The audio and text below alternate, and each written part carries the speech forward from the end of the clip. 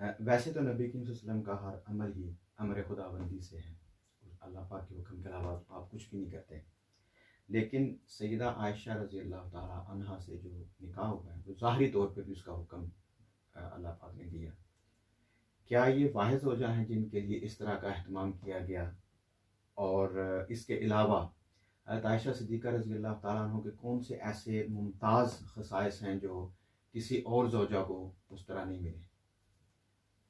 بسم اللہ الرحمن الرحیم۔ اس میں کوئی شک نہیں ہے کہ تاجدار کائنات کا کوئی بھی عمل آپ اپنی مرضی سے کرتے ہیں۔ آپ کا ہر قول، آپ کا ہر فعل، آپ کی ہر بات وہ اللہ رب العزت کی وحی پر مشتمل ہے۔ کبھی وہ وحی جلی ہوتی ہے اور کبھی وحی خفی ہوتی ہے۔ وما ينطق عن الهوى ان هو الا وحی یوحی۔ تو آپ تو اپنے لب مبارک بھی اللہ کی وحی کے بغیر نہیں کھلاتے،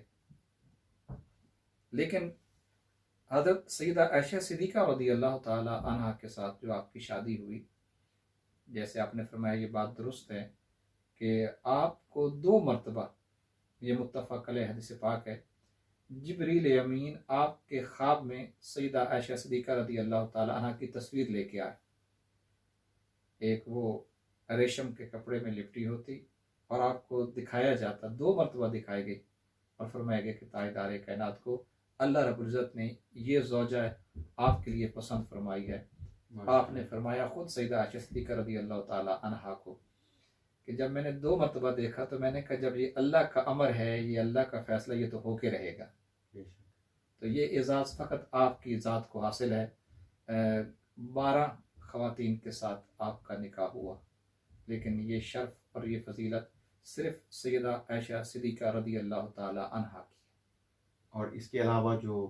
کوئی اور ممتاز آپ کے جو خصائص ہیں؟ ویسے تو بے شمار ہیں، یعنی اگر ہم اس اعتبار سے بھی دیکھتے ہیں کہ سیدہ عائشہ صدیقہ رضی اللہ تعالی عنہا کا گھرانہ اگر ہم دیکھیں تو جو شرف آپ کے گھرانے کو حاصل ہے وہ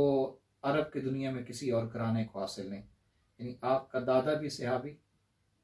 آپ کا والد بھی صحابی،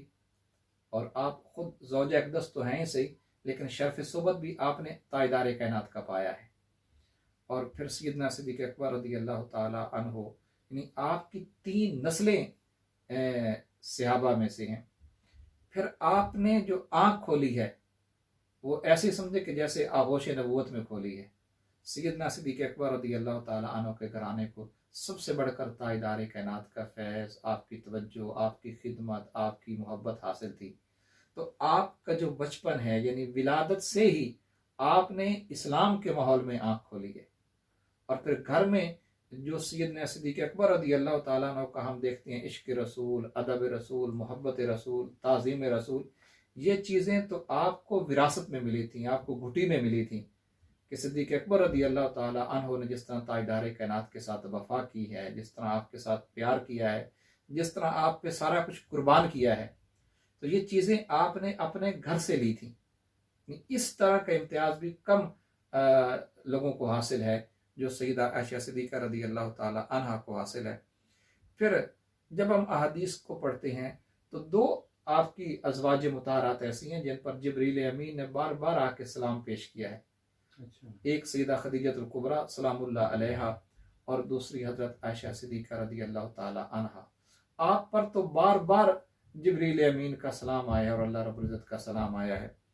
پھر آپ کے خواص میں سے یہ خاص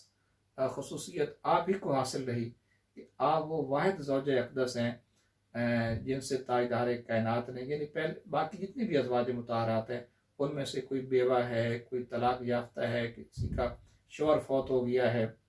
کسی کا شوہر اس کو چھوڑ کے چلا گیا ہے، یعنی پہلی مرتبہ جس کنواری زوجہ اقدس سے آپ کی شادی ہوئی ہے وہ حضرت سیدہ عائشہ صدیقہ رضی اللہ تعالی عنہا کی ہیں۔ اور آپ حضرت خدیجہ رضی اللہ تعالیٰ عنہ سے بھی بہت پیار فرماتے تھے، لیکن کئی احادیث میں ایسا آیا جب آپ سے پوچھا گیا تو آپ نے فرمایا کہ میری محبوب ترین زوجہ وہ حضرت عائشہ صدیقہ رضی اللہ تعالی عنہا ہے۔ اور آپ نے دعا بھی کی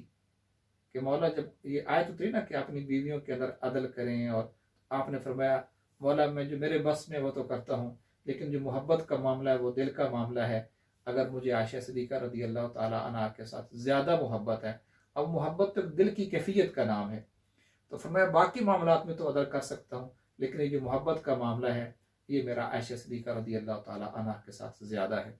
شاید یہی وجہ ہے کہ پھر آپ وصال سے پہلے حضرت عائشہ کے حجرے میں مستقل قیام بھی فرمایا آپ نے۔ بالکل، بلکہ جب آپ بیمار ہوئے تو آپ بار بار پوچھتے تھے کہ آج میرا قیام کہاں پہ ہوگا، جب بتا دیا گیا کہ آپ کا قیام حضرت عائشہ صدیقہ رضی اللہ تعالیٰ عنہ کے گھر پہ ہوگا، ان کے حجرہ پاک میں ہوگا، تو آپ کو ایک طرح کا سکون اور تسلی۔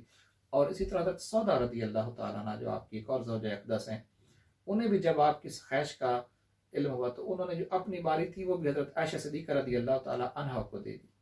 کہ آقا علیہ السلام کو زیادہ خوشی ہوتی ہے وہ جب سیدہ عائشہ صدیقہ رضی اللہ تعالیٰ عنہا کے حجرہ پاک میں قیام کرتے ہیں۔